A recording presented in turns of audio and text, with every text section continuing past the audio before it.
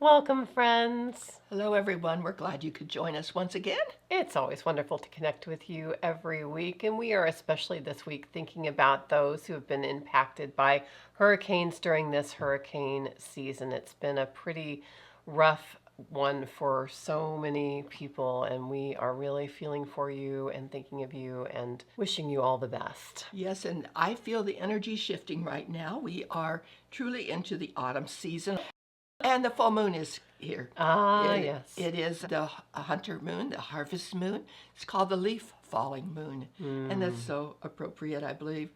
I love that the October moon it actually seems brighter than lots of other moons. Maybe it's a little closer to the earth, I don't know, or maybe it's just the clearness of the air during that time. During that fall time. Yes, and many of the people have seen the northern lights way down here in Kansas Oh, even. yeah, that's been amazing. The pictures that people have been sharing. Yes. Amazing. And your brother, my son, he just flew back from London. He's a pilot, and the pictures he took straight up into it and such are just amazing. From up in the air. That was stunning. Truly stunning. Yeah. So, there's a little trick to taking those pictures, I guess, but it was really wonderful. Yeah. We saw it through the eyes of others, and that's Yes. another way to see it. Well, a few weeks ago, the 1st of October, I talked about the gathering bowl, and I brought it in to show what I have in my gathering bowl. And I gather as I walk down my lane and so on, and so I stick things into this bowl. In fact, I really have 3 bowls. One big and a couple smaller, so I do collect a lot. And we were pretty appreciated the comments that came in because most women, I think all women probably, are gatherers. We just gather things together. I know Jill said that she has always been a gatherer, as I have, and she loves collecting the heart stones and the hag stones, the ones with the holes in them, and along with leaves and acorns, everything else. Yeah. I certainly agree with that. I think it's part of being connected with the earth. It is. And part of that nesting instinct too, I think. Don't a little you? bit. We need to gather things around us. Yes. And Nancy wrote that she liked to put her treasures on her windowsills. And I thought that's a wonderful place for them too because you can see them all the time as you walk past. So we appreciate hearing about your different collections that you have too. Yeah, I kind of think of those things as kind of like a mini altar, it's the things that are important to us that mean something to us, right? Absolutely. And as I drove up here today in my little electric golf cart, which makes no noise so I can see a little skunk go ahead of me or whatever, that I saw all these tall stalks above the prairie, and I knew what they were. I grew one in my garden at one time. Didn't realize what it was, but I kept watering it because it had such pretty leaves, and it was mullein. Mullein seems to grow just about anywhere, especially on places where there's disturbed ground. And it's a very identifiable plant. It's that the second year it sends up this very tall, very majestic stalk with little yellow flowers. So if you live, especially in the Midwest, you've probably seen it. It's really all around the United States. It's naturalized. A lot of the people who come into the shop lately have been asking about mullein. I think it must be having a little bit of a day on social media. Yes. And unfortunately, being on social media, there's also a lot of misinformation. Truly. I think, somebody was telling me the other day, I know all about it because I researched it on the internet. And I said, well, that's always a infallible source of information and tongue in cheek, because it's not. There is a lot of misinformation out on the internet about herbs, which is one of the reasons why we are very particular when we teach our 10-month home herbalist apprenticeship program. It's very much both the ancestral wisdom and the current scientific wisdom. And so mullein is one of those herbs that people tend to love and oftentimes misuse. And so that's one of the things that we find ourselves teaching about in the shop, as well as, of course, in our herbalism program. It is one of our top 5 herbs. We absolutely would not be without mullein because it is such a valuable herb for so many different reasons. Most people coming into the shop are looking for mullein leaves. Both the leaves, the flowers, and the root are actually all used, but the leaves are what you generally find commercially, and that's usually what people are talking about when they're talking about using mullein. And generally when people are looking for it, they're looking for it to support respiratory health. And it is really an excellent excellent choice for helping support a healthy respiratory system. It's great for issues like bronchitis. I can remember when I had bronchitis and I used it, that was really the first time I'd personally used it for a lung issue. And I don't know if you've ever had bronchitis, sometimes it just feels like everything is just kind of stuck right there in your chest and it just doesn't want to move. And I can remember I made a Mullein infusion, and after a cup and a half, I could literally feel things start to move in my chest, and things. It's almost a miraculous herb. I mean, it's some herbs take a while to work, but some herbs, depending on your issue, can work very quickly. And Mullein is one of those.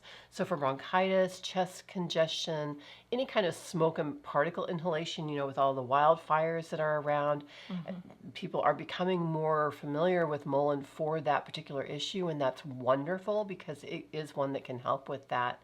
It helps to nourish and strengthen the respiratory system, but it does more.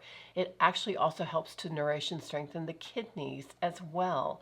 And it's great for any ailment that's related to the alignment of a joint, bone, or tissue. So broken bones, spinal issues, sprained joints, arthritis, chronic joint pain, all of those things Mullein really excels at helping with. So you can see why it's one of our top 5 herbs.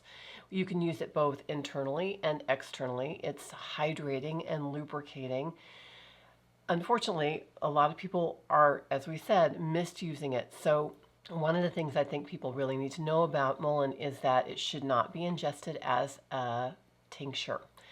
There are constituents in Mullein that are alcohol soluble that are not good for us to ingest. And so we use it as what we call an infusion. So a handful of herb in a quart jar with hot water, wrapped in a hand towel, steeped for 4 more hours or so, and then really well strained. Mullein has very fine hairs that need to be strained through a cloth, or a stainless steel coffee filter is one of the ways I do it. And we want to make sure that when we're using a Mullein infusion that we don't drink it consistently for more than 10 days at a time, because the kidneys are going to need a break from filtering the toxins that are released from the lungs. And there are other constituents in Mullein that we just don't want to ingest long term. So 10 days on and then at least a week off is generally what we tell people when they come in. Of course, we always love sharing what we know about herbs. We always want to caveat that it's not medical advice. So just to keep that in mind. The other thing we want to make sure that we mention is a lot of people come in and they want to smoke Mullein. Traditionally, Mullein was smoked by Native American tribes. Most of the time, modern science tends to confirm what ancestral wisdom has been about herbs. And then there are sometimes when modern science contradicts what the traditional uses were. And smoking Mullein is one of those cases, because there are, again, constituents in Mullein that are not what you want to inhale through a smoke. They can be quite toxic to the lungs inhaled through a smoke, and so please don't put them in your smoking mixes. So anyway, that's one of the things that we teach about in our Home Herbalism Apprenticeship Program. Our Home Herbalist Apprenticeship Program is a fantastic way to learn more about herbs and how to use them every day in your life safely and effectively. Between the two of us, Mom and I, we have over 40 years of herbal experience, and our herbalism program goes far beyond herbalism, really. It's really all about how to live your life as a home herbalist, and that is more than just the herbs. And so I think a lot of people say, I want to be a clinical herbalist. Well, in my opinion, it would be very difficult to be an effective clinical herbalist without first being an effective home herbalist, without living as an herbalist in your own life. So that's really what we teach. We help put all the pieces together. I know a lot of people are, there's a lot of information out there on the internet. I can learn what I need to know. Well, again, the information is not always the right information. You may be reading from 2 different sources and they're 2 different ideas. Exactly. And if you want to learn more about it, you can check out our herbalism program at goodearthherbschool.com. The enrollment is open right now for the 2025 session. It's a 10-month program. Every month, students receive a box with herbs, herbal kits, handouts, all the good things that they're going to need for the program. It's really all pretty self-contained. Or you can come in and visit with us a little bit if you have questions. Yeah, if you're local, we'd love for you to do that, for sure. One of the things I like to mention once again is the book that I read this time of the year. However, this book is good to read any time of the year. And you'll want to read it probably more than once because it is just that good. It's not a big book. It's a smaller book. It will go fast. I think I read it in 2 days and 2 nights or whatever. Because once you start reading, I sometimes can't stop. It's truly a wonderful book that I like to recommend. And we have them here in the shop. And so if you want a copy, just let us know. We can ship one out to you right away. And we always appreciate the support of your local shops. You bet. So, and the other thing I like to show, since it's that time of the year, It this is our favorite time. This is one of the first mats I ever made when I became a rug hooker. And of course, since then I have taught many people how to rug hook and so on. It was lots of fun to do. Just a little pumpkin. It's a chair mat, and it's a sweet little thing. Then this is another one. This is like a pillow cover. And so I just, took a motif there and enlarged it, and it became, and part of my hand-dyed wool. I think this is the hand-dyed wool here. So yes, this was a fun thing to do too. Just a few of the things I have in the shop right now that I have made that are perfect for the season. That's wonderful. And then I'd like to end with this little quote by Alexander Smith. It says, "In the entire circle of the year, there are no days so delightful as that of a fine October." Truly. Hear, hear. And so with that, we'll see you next week. Good earth blessings to you.